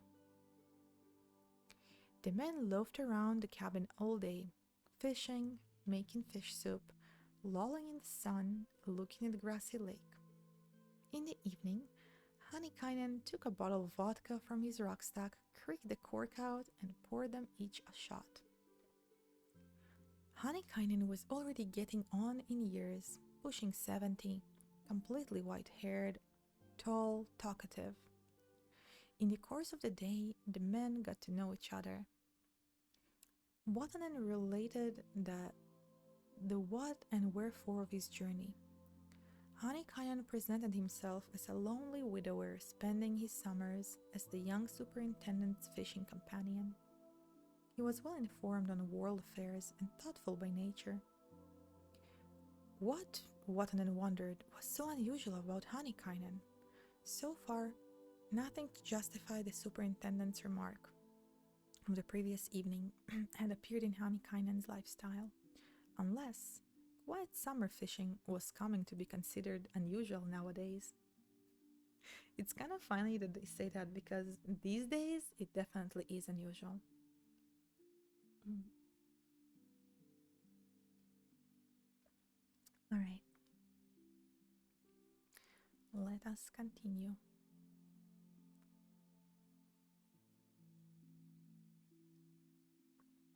Are you guys still on about languages?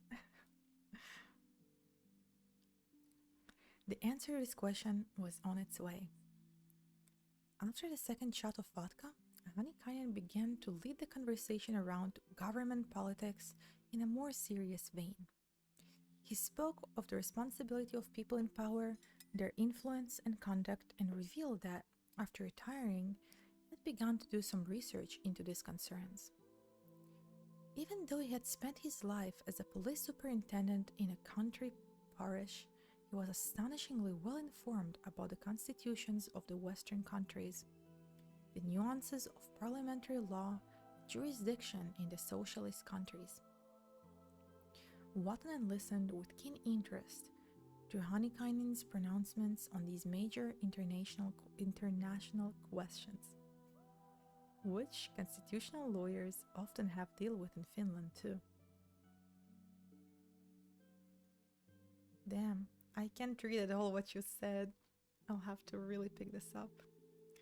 Anyway, according to Hanikainen's, Finland's constitution gave the president far too great of a power of decision in state affairs.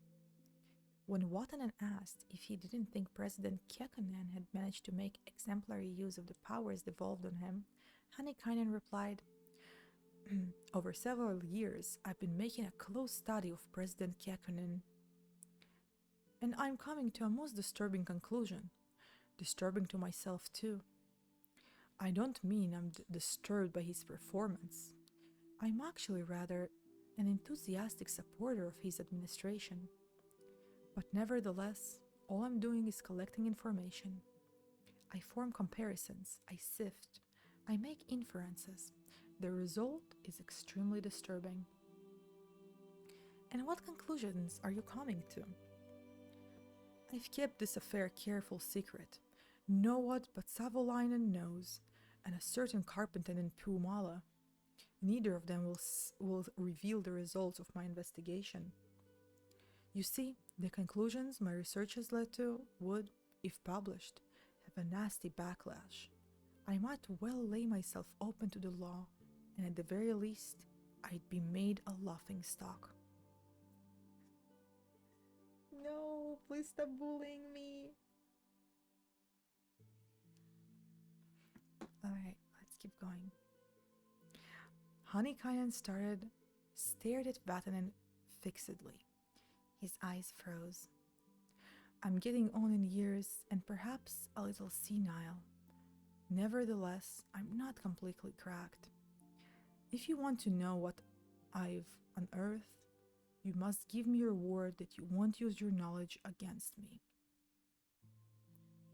It's kind of funny, like the way he talks and stuff he's interested in is something that I guess a lot of people these days also take to, funnily enough. "You won't use your knowledge against me or against anyone else." Watanen readily gave his word. "It's a question of such moment that I can only beg you to give serious consideration to what I'm going to tell you, and I insist that you never give me away." It was apparent that Hanikainen had a burning need to share his secret. He screwed the vodka cork back in the bottle, pushed the bottle into some moss, and walked briskly to the cabin. Watanen trailed after him. Hanging on the cabin wall, between the window and the table, was a large, battered brown suitcase. Watanen had seen in the evening before but had paid no attention to it. Hanikainen lowered the case onto a bunk and snapped the catches open. The lid sprung upward, revealing a store of tightly crammed documents and photographs. "I haven't yet done the final sorting out on this archive. The research is still incomplete, but most of it is here. With the help of this, you'll reach a conclusion without much difficulty." Hanikainen started extracting documents from the suitcase. Thick, typewritten leaflets, several books, and photographs all showing President Kekkonen in various settings. The books, too, concerned Kekkonen. They included editions of his speeches, Skaita's books on the president, and several other accounts, including a book of anecdotes. The documents included many graphics, which also, Watanen saw, centered on Kekkonen. Hanikainen produced several drawings on graph papers, showing careful longitudinal sections of human cranium.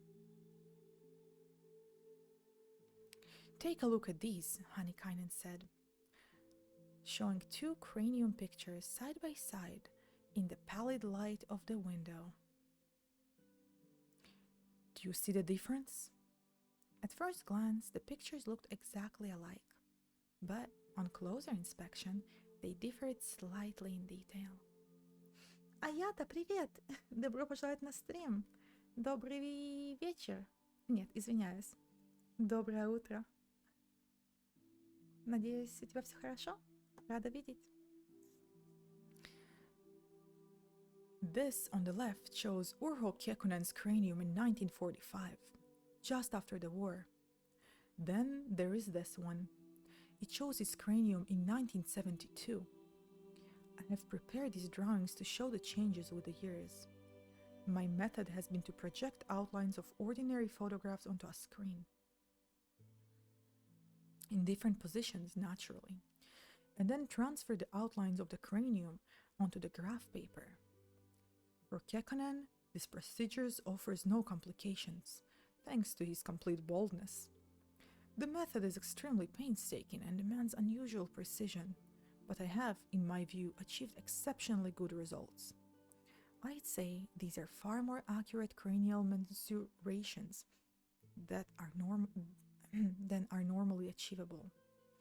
Anything more accurate would have to come from a pathology laboratory, where the skull itself is at the researcher's disposal. 50/50? Я нормально.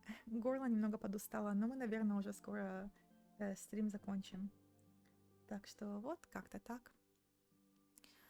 Annikainen selected another cranium picture. This is Kekkonen's cranium at the time of the formation of his third government.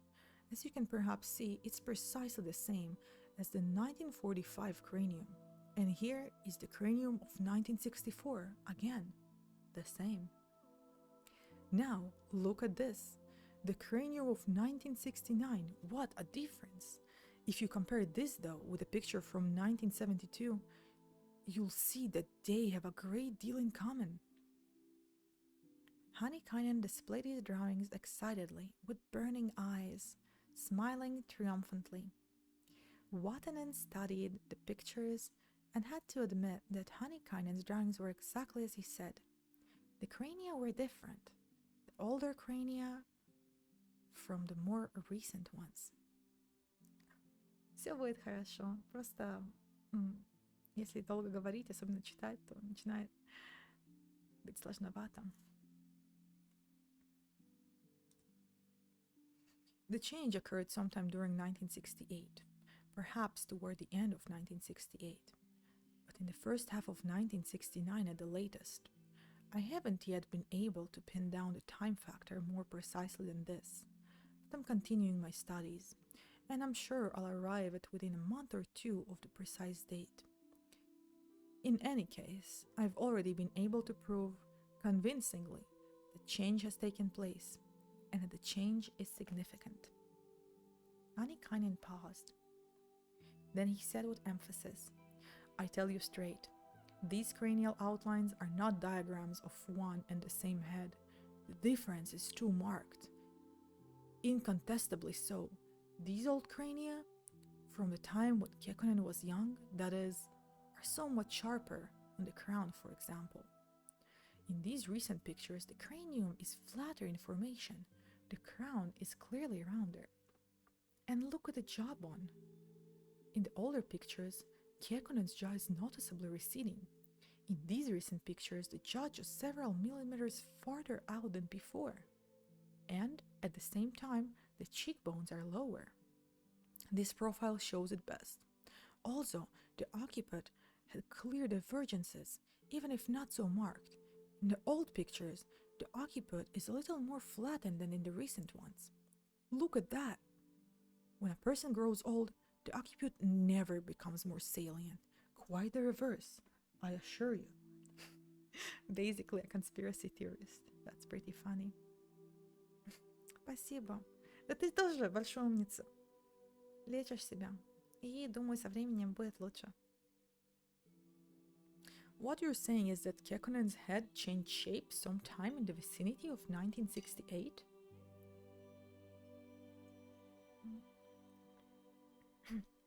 I mean much more than that. What I've established is that around 1968, the old Kekkonens either died or was murdered, or withdrew from the government for some other reason, and his place was taken by someone else, almost exactly like the former Kekkonen, down to the voice. But supposing Kekkonens became ill about that time or had an accident that remolded his skull? Skull changes of this order would, if sickness were in question or an accident, involve months of recuperation. My studies indicate that President Kekkonen was invariably too busy all his life to be absent from public exposure for longer than 2 uninterrupted weeks. And, in addition, I've been unable to find in a single photograph any evidence of scarring on the scalp. Warts, yes, but nothing indicating surgery in 1968. Hanikainen's replaced the cranium pictures in the suitcase and displayed a large chart, a spreading curve annotated with numbers. This is the chart Kekkonen's physical height. The numbers record his height since childhood. The figures from adolescence are not absolutely precise, but since Kekkonen's service as a surgeon, they're completely watertight. Here is a photocopy of his ID card. See? Since his surgeon days, Kekkonen has been 179 centimeters tall. He's the same height here, at the time of President Pasikvizi's funeral. And now look again. We come to the year of 1968. The curve suddenly leaps a couple of centimeters. Kekkonen's is, in fact, all at once, nearly 181 centimeters. From then on, the curve continues unchanged, till this point, 1975, with no change in sight. A sudden increase in height his latter days. Something rather remarkable there, don't you think? Hanikainen thrust the chart of the president height aside. Somewhat frenziedly, he sought out a new chart. It was a careful record of Kekkonen's weight. Of course, these figures are nowhere near as conclusive, but they do add certain indices. Kekkonen's weight has changed very little since middle age. He has persisted in a certain annual cycle. In the autumn, Kekkonen's weight goes up. He is sometimes as much as 10 pounds heavier than in the spring. At the beginning of summer, he is without exception at his lightest, returning again in the autumn to his maximum weight. I obtained these figures from an occupational health institute in Helsinki, and so they're guaranteed accurate. But to follow the pattern decade by decade and compare the years with each other, I had to calculate Kekkonen's average weight for each year, and those are what this chart shows. Now you see, from 1956 right up to 1968, Kekkonen's average annual weight is 175 pounds. After 1968, it is 185 pounds. The 10-pound increase continues from 1968 to this day, absolutely steadily, apart from the seasonal cycle I referred to. All in all, only the first two presidential election years show an exception on the curve. A couple of pounds and such a weight loss. Even though diminishing the whole year's average is quite natural and doesn't disturb the curve substantially. One second.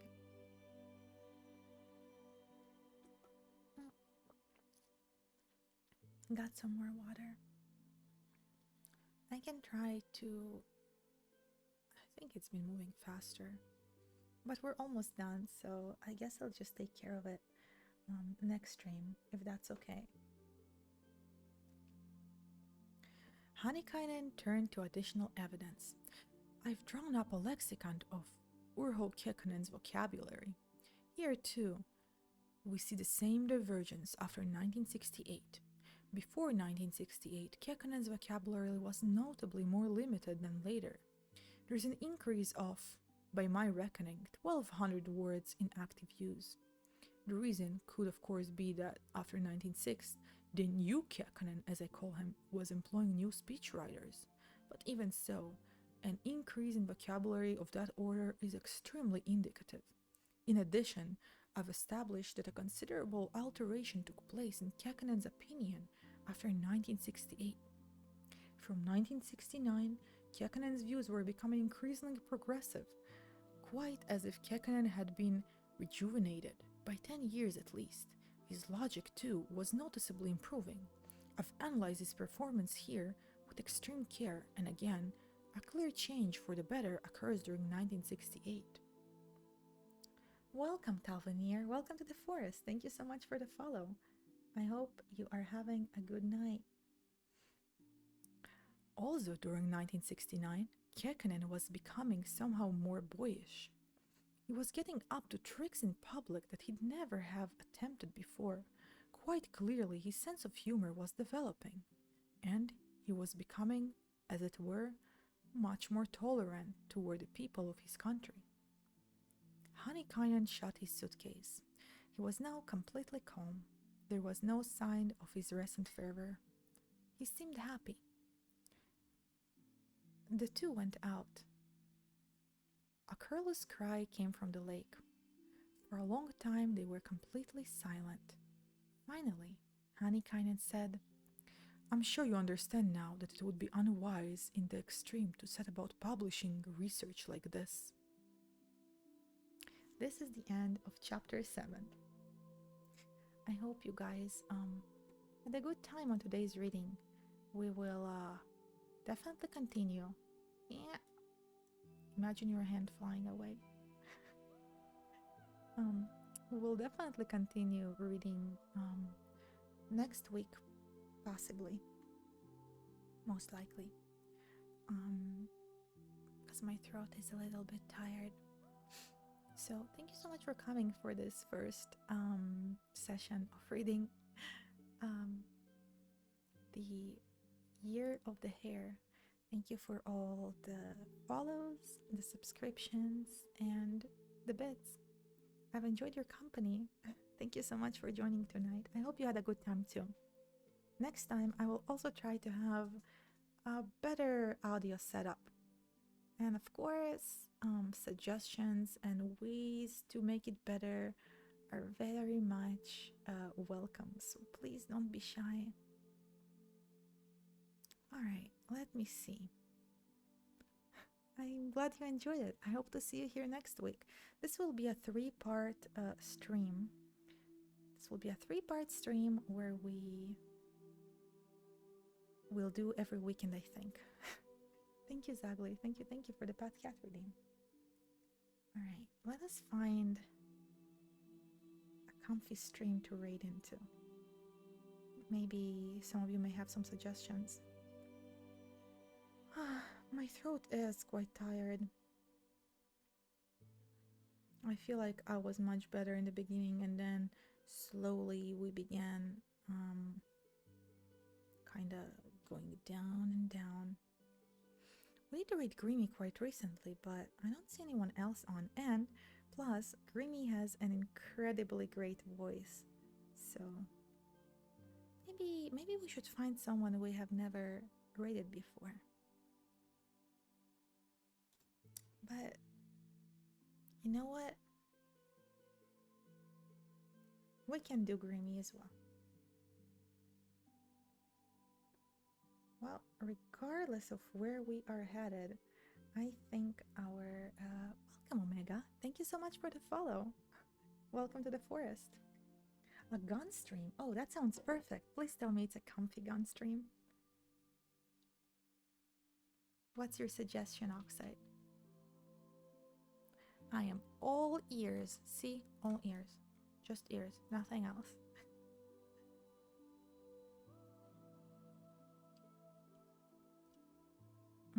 Gotcha guns. Let me check that out.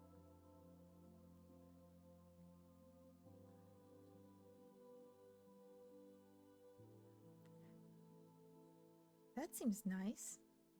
Are they comfy cleaning guns or something? Let's go there. Let's head over to Gotcha Guns. Let's our raid message will be, how far did those ears go? Are you sure you want to find out? Спасибо, Аята, и спасибо, что ты пришел сегодня. Надеюсь, у тебя будет хороший день. Наконец-то я веду стрим утром. I'm not typing in the right place. Our raid message will be this. Of course, you can use any other emotes that you would like. And I hope you will have a good time over at Gotcha Guns channel. Thank you again so much for coming in today. I was rather nervous in the beginning because of the weird technical difficulties we had. But you guys really made it better. Thank you so much, Alex. Thank you, Honk. Thank you, everybody. I hope you have a good night and sweet dreams. Спокойной ночи и сладких снов всем. И увидимся, наверное, завтра или послезавтра. And thank you, Zagli, so much for joining. It's always great to see you. Do tell me later about your latest endeavors, okay? All right, now, good night, everybody, or a good day, wherever you are.